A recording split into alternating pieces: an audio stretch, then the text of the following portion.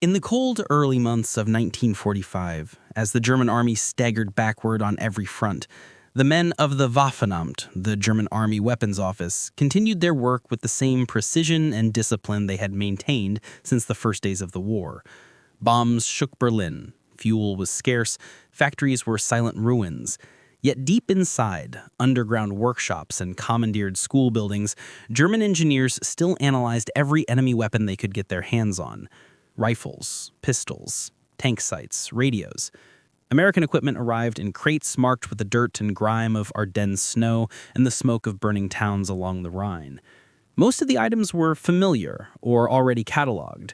Garands, Thompsons, BRRs, even the occasional Browning automatic rifle that had survived long enough in battle to be captured. But late in January, a small collection of weapons pulled from fallen American paratroopers reached a testing station outside Magdeburg. Among them lay a rifle that looked ordinary at first glance, almost identical to the M2 Carbine German engineers had been studying since Normandy. Same size, same wooden stock, same modest barrel, same light weight. But when the examiners inspected the fire control group, they froze. This carbine had a selector switch, a full automatic mode, something the original carbine had never possessed. A thin patterned stock marking revealed its purpose: M2. Until that moment, almost no one in the German weapons office had seen one. Reports from the Ardennes had mentioned a new American automatic rifle, very light, very fast-firing, carried by paratroopers and scouts. Most officers dismissed the stories as battlefield exaggeration, but now the weapon lay on a steel table under a single hanging lamp, and its significance was immediately obvious. One engineer leaned in close and studied the internal parts, another tested the selector. A third shook his head slowly as he examined the stamped components. It was not just a modified M1, it was something different. A new machine gun class entirely. In a drafty room with walls covered in ballistic charts, a senior engineer named Oberengineer Martin Schwab flipped through notes and stared at the weapon as if it contradicted everything he thought he knew about American doctrine. The United States had always favored full-power rifles. That was why the Garand existed. That was why the BAR remained in service. Yet here in his hands was a weapon that deliberately abandoned the traditional approach. It was not a full rifle. It was not a submachine gun. It was something in the empty space between. Schwa wrote the first assessment that afternoon. American forces now deploy a selective fire light rifle operating between the roles of the Machine and Pistole and the Sturmgewehr. This is unexpected. His colleagues fired the weapon on a snow-covered range behind the building. The M2 spit out rounds at more than 700 per minute, light recoil, surprising controllability, and accuracy at distances the MP40 could not reach. The wooden stock absorbed vibration. The weapon stayed on target with short bursts. A soldier could fire it one-handed if needed. The Germans looked at one another, stunned. One of them said softly, "This is too light to do what it does." They tested the magazines, 30-round versions rare in American forces earlier in the war. They studied the machining, simple, clean, easy to mass produce. They inspected the gas piston, short-stroke reliable and almost impossible to foul. Even in the bitter German winter, the weapon ran smoothly. A major in the weapons office scribbled a note in his evaluation: "The Americans have built the weapon our reconnaissance troops have always needed." That line would pass through multiple desks, copied and filed, while bombs shook the city outside. For years, German reconnaissance units had complained that the MP40 lacked range and penetration. The Kar 98K was too slow and too long. The STG-44, though powerful, was heavy and difficult to carry on long patrols. The gap had always existed, but Germany lacked the industrial stability to fill it. Yet the Americans, seemingly without planning, had filled the gap perfectly. As the German staff continued their examination, they realized something even more unsettling. The M2 was not a desperate late-war creation like many German weapons. It was not a prototype. It was not a last-minute innovation. It was simply an evolution of a rifle the Americans had mass-produced by the millions. Adding a full auto mode had created an entirely new battlefield tool with almost no new training required and no new logistics burden. At a time when Germany struggled to produce enough steel for replacement barrels and could no longer rely on stable factories, America had upgraded a lightweight carbine into something approaching a modern assault weapon. That realization lingered heavily in the testing room. A country crushed by fuel shortages and strategic collapse was now studying a weapon its enemy could produce by the crate. Schwab wrote one final line at the bottom of his report as Allied artillery rumbled faintly in the distance. They have built the first true light assault carbine. We must understand this weapon. We are too late to copy it, but we must understand it. The men in that dim room knew the war was ending. They also knew they had just witnessed the birth of a new category of weapon, not German, not Russian, not British, but American. And it was only the beginning. When the first firing tests of the captured M2 Carbine were completed, German engineers gathered in a cramped analysis room to study ballistic logs and mechanical sketches pinned across the walls. These were men who had dissected every modern weapon of the war, from the Tokarev rifles of the Red Army to the Browning machine guns taken from wrecked American bombers. They thought they had seen every possible category of small arms. Yet what lay before them on the table defied every classification they had used for decades. The German system divided weapons into clear roles. There were bolt-action rifles for long-range accuracy, like the Kar-98K. There were submachine guns for close-range bursts, like the MP-40. And now there was the Sturmgewehr 44, the world's first fully realized assault rifle, which bridged the gap between rifle and SMG by using an intermediate cartridge. But the Americans, without developing a true intermediate round, had still managed to step into the same conceptual space with the M2 Carbine. It was neither rifle nor submachine gun. It was something in the middle, a weapon born not from theory, but from sheer practicality. The engineers began their assessment with weight. At barely 5.5 pounds, the M2 was astonishingly light, lighter than the MP-40 by nearly a full kilogram, lighter than the STG-44 by almost 2, light enough to carry all day without fatigue. One engineer noted dryly that German soldiers often threw away equipment to keep pace on marches, while the Americans seemed able to issue a carbine so light that it added no burden at all. Next came the rate of fire. On automatic, the M2 cycled at over 700 rounds per minute, faster than the MP-40 and approaching the cyclic rates of compact machine pistols. But unlike a typical SMG, the M2 remained controllable thanks to its balanced action and gas system. Short bursts stayed on target instead of climbing wildly. The engineers fired it from standing, kneeling, and even while walking. The weapon behaved more like a tamed automatic rifle than a typical machine pistol. They measured effective range. This was where the M2 surprised them most. The .30 carbine cartridge did not match the raw power of the German 7.92 rounds or the intermediate 7.92 Kurz round used in the STG-44. But it outranged the 9mm of the MP-40 decisively. Where the MP-40 fell off at 100 meters, the M2 remained accurate and dangerous at 200 or more. German examiners fired it against steel plates and noted with unease that the lightweight round penetrated surprisingly well at mid-range. It could defeat helmets at distances where the MP-40 failed entirely. This brought the engineers to the most uncomfortable realization. The Americans had created a weapon that did not fit any known German doctrine, but solved multiple problems the German army had struggled with for years. They wrote down advantages in quick succession: light enough for long-range patrols, fast enough for close-quarter fighting, accurate enough for medium-range engagements, simple enough for mass production, cheap enough for millions of copies, and with a magazine system that allowed rapid reloads and high sustained fire. One engineer summed it plainly: the Americans built the assault weapon without the assault cartridge. The Germans examined the internal mechanism next. The short-stroke gas piston perfected by David Marshall Williams fascinated them. It was simple, efficient, and rugged. It delivered reliable cycling even in cold weather, something the MP-40 often struggled with. The trigger group, with its clever addition of a disconnector and selector lever, allowed effortless transition between semi-automatic and full automatic fire. Unlike the Sturmgewehr, the M2 could be built with far less machining and fewer complex stamped parts. A senior German armorer stepped back from the rifle and said, almost reluctantly, "They have made something we could build only in experiments." The Germans were also impressed by the 30-round magazine. Their own MP-44 used a large and heavy magazine that soldiers often complained was awkward and prone to damage. The M2's magazine was lighter, easier to handle, and fast to change.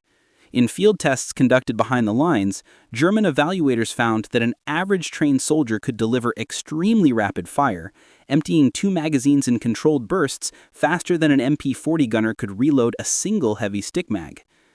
The next observation cut deeply. While the Sturmgewehr 44 was a breakthrough weapon, it was heavy, costly, and complicated. Even under the best conditions, Germany struggled to produce enough of them. By contrast, the M2's design was almost shockingly straightforward. The Germans described it as manufactured like a typewriter, but deadly as a machine pistol. It was a weapon designed not just for elite troops, but for mass issue. German examiners began writing doctrinal notes comparing the M2 to their own weapons. Against the MP40, the M2 outclassed it in range, accuracy, reload speed, and mobility. Against the Kar-98K, the M2 delivered far greater volume of fire and much faster reaction speed. Against the Sturmgewehr 44, it was lighter, simpler, and easier to carry on long marches, though less powerful. But in the hands of reconnaissance troops, the balance shifted sharply in the M2's favor. Reconnaissance units needed speed above all else. They needed to fire fast, short bursts, then disappear. They needed a weapon that would not slow them during long patrols. One engineer pointed at the M2 and said, "Our reconnaissance units have long asked for a weapon of this exact nature. We never gave it to them. The Americans did." The truth settled over the Waffenamt in a way no propaganda could soften. The M2 Carbine was not the most powerful weapon on the battlefield. It was not the most innovative, but it was among the most practical weapons ever issued in the war. It embraced mobility, speed, and volume of fire in a lightweight package that made it perfect for modern maneuver warfare. In a single captured rifle, the German engineers saw the future of infantry weapons from a direction they had never expected it to come from, and they had only begun to realize how wide the implications would spread. When the German engineers finished their mechanical examination of the M2 Carbine, they moved on to a more important question. Not what the weapon was, but what it meant. Weapons were built for battlefield roles, and every role explained a philosophy. The Germans had invested tremendous effort into perfecting weapons for storm troops, machine gun teams, and infantry riflemen. But there was one group that had always struggled with every weapon Germany issued: reconnaissance units. German recon troops were expected to do the impossible almost every day of the war. They were the eyes of the army. They moved far ahead of the main force. They crept through forests that hid entire enemy regiments. They skirted roads watched by snipers. They slipped behind towns lit only by burning rubble. They had to be fast, silent, and brutally efficient when contact came. Their lives depended on moving quickly and shooting faster. But the German weapons they carried were constant compromises that frustrated their mission. The Kar-98K was accurate, but long and slow. The MP40 was compact, but lacked the range they needed when scouting across open ground or engaging at 200 meters. The Sturmgewehr 44 was powerful, but too heavy for men who marched miles per day and often returned to base completely exhausted. The recon problem had never been solved, and in the M2 Carbine, German examiners suddenly realized they were holding the weapon that would have solved it perfectly. They began listing qualities that matched reconnaissance doctrine almost too well. Lightweight. The entire carbine weighed less than many German mess kits. Recon patrols often covered 10 to 20 kilometers in a single day. Saving 2 kilos of weapon weight mattered. It meant the difference between stealth and fatigue, between life and death. Fast handling. The M2 could be brought to the shoulder instantly. Recon troops needed to snap fire the moment a shadow moved behind a hedgerow. The carbine's small size and low recoil meant they could fire before an MP40 gunner even got his weapon up. Mid-range effectiveness. Reconnaissance patrols rarely fought long battles. They fought seconds-long firefights at 50 to 200 meters. Too far for a pistol, too close for a slow-cycling bolt action, perfectly matched to the carbine's strengths. Controlled automatic fire. The M2's full auto fire was not meant to replace the firepower of a machine gun. It was meant for bursts, 3 to 5 rounds, quick, sharp, aggressive, enough to shock an enemy patrol or disengage from danger. German recon units had begged for exactly that kind of firepower since 1941. They never received it. The engineers held field tests to understand how recon troops would have used the M2. They sent veteran scouts and armored car crews into the woods outside Magdeburg, armed with the captured carbine. The reactions were immediate and unanimous. One scout lifted the M2 to his shoulder, fired a burst at a distant target, and lowered the weapon with a look of disbelief. "It is like carrying a pistol, but it shoots like a rifle," he said. Another scout ran a short patrol course through rough ground and declared that for the first time he felt unburdened by his weapon. He could crawl, sprint, and climb without fighting the rifle the entire time. The carbine simply followed his body instead of resisting it. An armored car commander tested firing from inside his SDKF 222 turret. The M2 easily maneuvered inside the cramped compartment. The STG-44 had always been impossible to use in that space. The MP-40 required awkward contorting. The M2 fit naturally. He wrote in his report, "This is the weapon we should have had from the beginning." The Germans also examined the psychological effect. Reconnaissance troops needed confidence in their equipment more than any other soldier.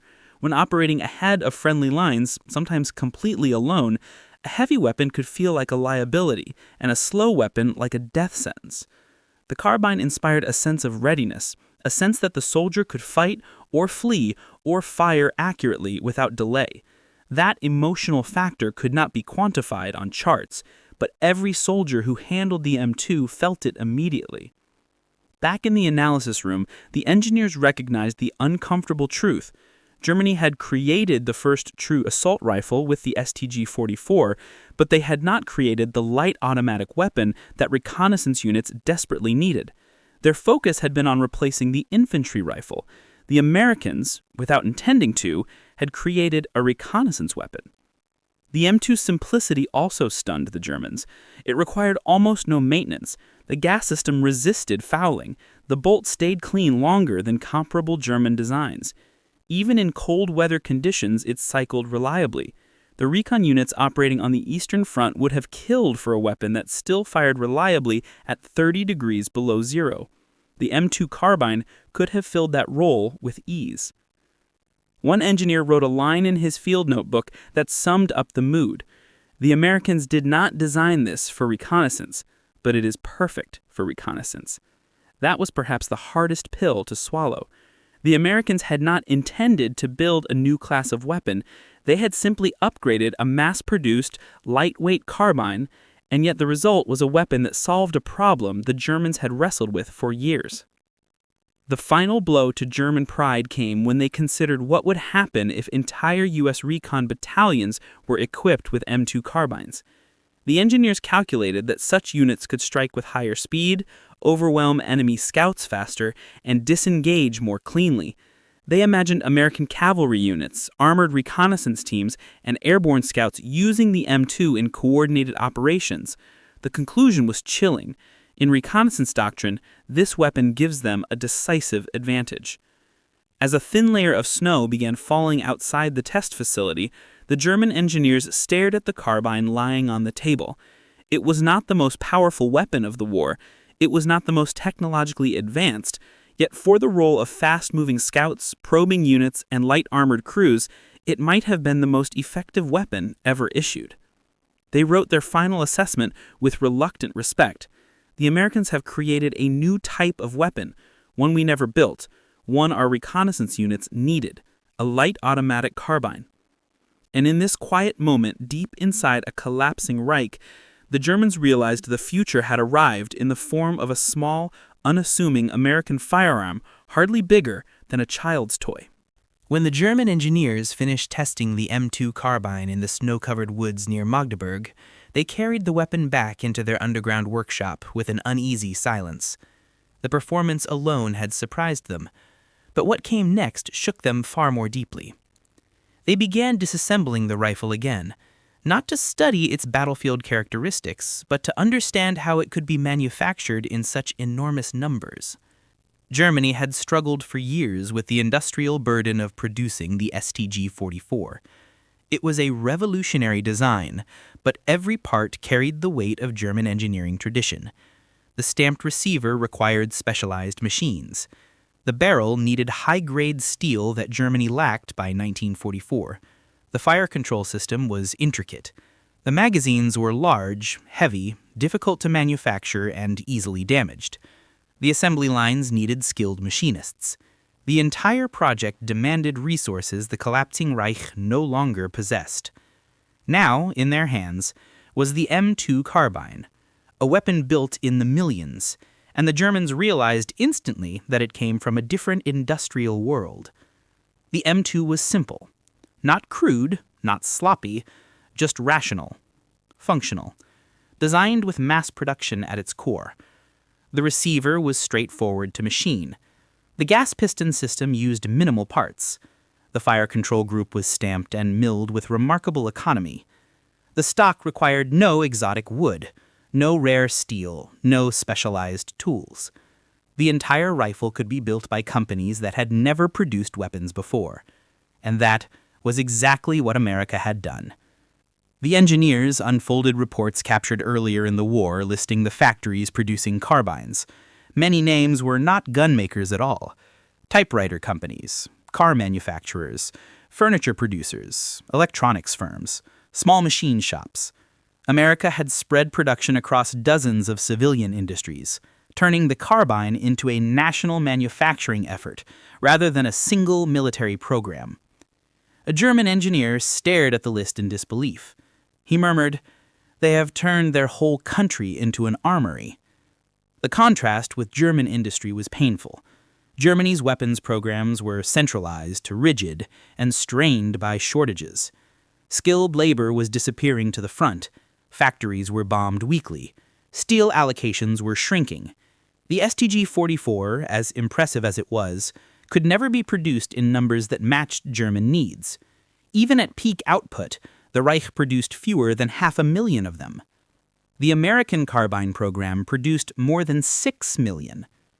The weapons office quickly realized that the M2 carbine did not merely fill a tactical niche.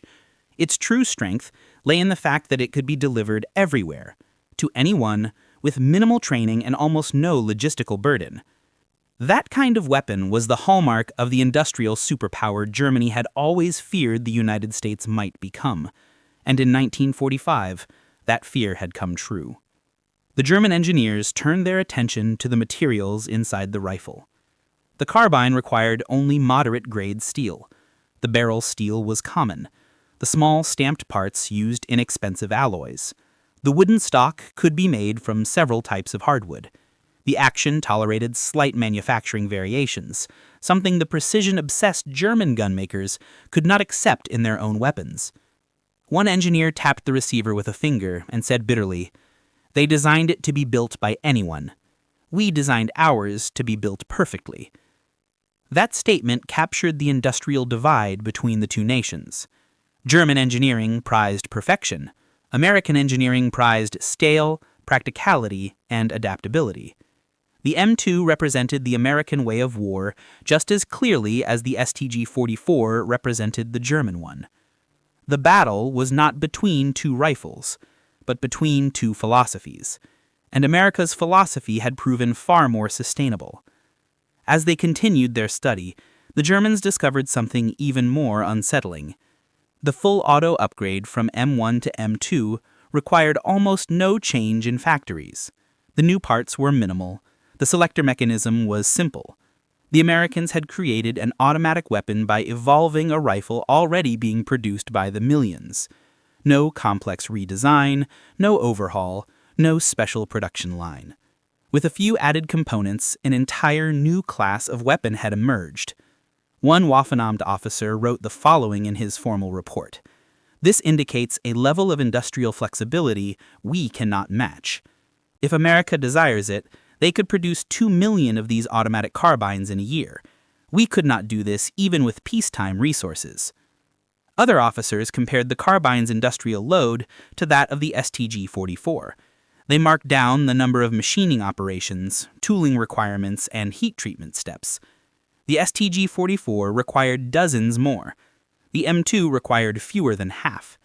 It was a shock so severe that one senior designer quietly set his papers down and walked out of the room. The truth was undeniable. America had solved the mobility and firepower gap not with a radical new weapon, but with mass production. Germany had pushed engineering to its limit and created the STG-44.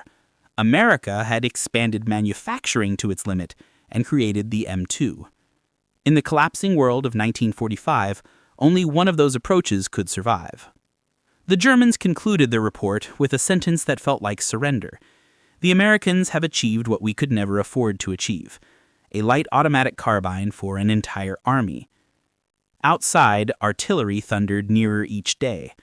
The Reich was dying, but inside the weapons laboratory, German engineers knew they were witnessing the birth of a new age of infantry firepower, an age they would not be the first to enter. When the Third Reich finally collapsed in the spring of 1945, the German engineers who had studied the M2 Carbine scattered into captivity, ruins, or obscurity. But their handwritten notes, their laboratory sketches, and their shocked field reports survived in Allied archives long after the war ended. These documents reveal a truth far larger than the weapon itself. The M2 Carbine was more than a simple upgrade to a light rifle. It was the opening step in an entirely new direction for American infantry weapons, a direction the Germans recognized even if the Americans had not yet fully realized it. In the quiet days after Germany's surrender, American ordnance officers read through the captured reports with growing interest. German evaluators had described the M2 with phrases that Americans themselves had never used: light assault weapon, reconnaissance automatic rifle, a hybrid class, a future concept. While the United States never thought of the M2 as an assault rifle in the German sense, the captured analyses made one thing undeniable: the M2 had entered the same conceptual world that produced the Sturmgewehr. Only the approach was different. The Americans had stumbled into a new category by accident, not by doctrine. The M2 did not use an intermediate cartridge. It did not intend to replace the service rifle. It was not created to reshape infantry tactics. Yet it did reshape tactics, subtly, progressively, and across thousands of small unit engagements. Troops armed with the M2 fought differently. They moved faster. They reacted quicker. They fired more willingly. They adapted to fluid terrain. They treated the battlefield as a shifting landscape rather than a fixed line. Modern historians often call this the first American assault-type rifle, not because it matched the SG-44 in power, but because it matched the philosophy of rapid, mobile firepower for ordinary soldiers. This was the seed that would eventually grow into the post-war weapons of the United States, first the heavier battle rifles like the M14, and then the true lightweight automatic carbine concept that culminated in the M16. All of these later designs, consciously or not, carried the echoes of what began with the M2. But perhaps the most striking impact of the M2 Carbine came not in America's arsenal, but across the world in the hands of the nations rebuilding themselves after the war. American aid programs provided thousands of carbines to allies in occupied countries. South Korean forces used them heavily during the Korean War, where the lightweight and fast handling proved invaluable in mountainous terrain. French troops carried them in Indochina and Algeria. Filipino soldiers used them against insurgents. Taiwanese troops trained with them. West German police carried them in the uncertain early years of the Cold War. In South Vietnam, the carbine became one of the most familiar rifles in the countryside during the early 1960s. Everywhere it went, the M2 was valued for the same reasons that it shocked German engineers in 1945. It was fast, it was simple, it was reliable. It delivered automatic fire without the burden of weight. It was the kind of weapon soldiers learned instinctively. And it proved that modern infantry did not need to carry heavy wood and steel relics from the past to fight effectively. They needed speed, they needed volume, they needed a tool that matched the reality of modern battlefields. Even decades later, the idea of the light automatic carbine would dominate military thinking. The PDWs of the late 20th century, the compact carbines of special operations forces, and even the civilian defensive rifles of the modern era all trace some part of their identity to the same philosophy the M2 embodied. A weapon that fills the space between pistol and rifle. A weapon that turns mobility into firepower. A weapon that anyone can carry, not only elite troops. Looking back through the lens of history, the M2 Carbine stands as a reminder of the strange way innovation often occurs. Germany created the Sturmgewehr through deliberate engineering genius.